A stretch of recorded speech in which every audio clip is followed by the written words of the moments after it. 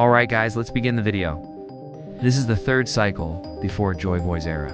Around 800 years ago, after the death of Mika, humans began to develop their technology and created a kingdom, later known as Ancient Kingdom. The kingdom resided on top of Red Line. Minks and the samurai created alliance and lived happily in Wano. Giants and ancient giants were living in Elbath, but fishmen were cast away because of their appearance, making most of his crewmate prince or princess of that nation. Joy Boy's crew was the strongest SND, the most influential pirate crew of all time. Joy Boy later visited Fishman's Island and found how people on land dislikes Fishman's, and he promised the mermaid princess of his era that he allowed unite Fishmen and the people of land by the Noah. On his journey, his ship was stuck on an island. Later exploring, he discovered two massive ships, and on the ship, it was written in Uranus and Pluton in the Lunarian language, and the artifact. Joy Boy handed the artifact to Emu because he was curious about it. And Joy Boy intended to use the weapons to bring peace on this world. With no other choice, they had to go under the deep sea and created Fishman Island. In this era, a boy named Joy Boy, born 820 years ago. 800 years ago, he turned 20 and wanted to explore the world. He was very mischievous, stole a boat, began his journey. But because he had no money, he had to steal food and money from others.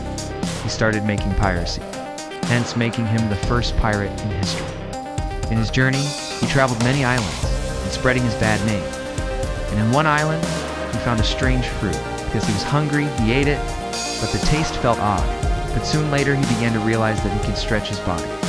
He began to remember the myth of old legends of sun god Mika, who had the same ability too. He began to use his power to make more money and food. One day he arrived at a desert island known as Alabasta. Upon arriving, he began to walk on the road and find that the king was very cruel to the people. The people had no food to eat. This changed his heart and made him guilty about what he was doing all this time. He thought to use his power to defeat the king and give better life to the people there. The princess of Alabasta found that Joy Boy was there, but she kept it secret. She met Joy Boy and see his kindness behind his mischief. She introduced herself as Nefertari Lily. She told him that, like Alabasta, many kingdoms is facing the suppression and cruelty of the rulers. Joy Boy invited Lily to come on board with him to get more help from outside world. On his journey, he gathered many allies. He went to Elbath, hearing Nika's tales there and how he had the same power. Then he went to Wano, be friends with the Prince of Wano, learned how to use advanced Haki, which was passed down to the shoguns of Wano that time. The Wano prince joined Joy Boy in his journey. Joy Boy later met a boy named Narona Yimu, Prince of Narona Kingdom. Yimu joined Joy Boy's crew. Then Joy Boy met Emet, a giant robot, who was a descendant version of ancient giant robot at the time of Mika.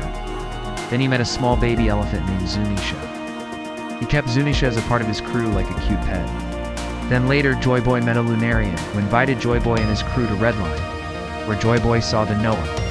The Lunarian then later joined Joy Boy to change the world. On his journey with each crewmates, he got alliance with every nation,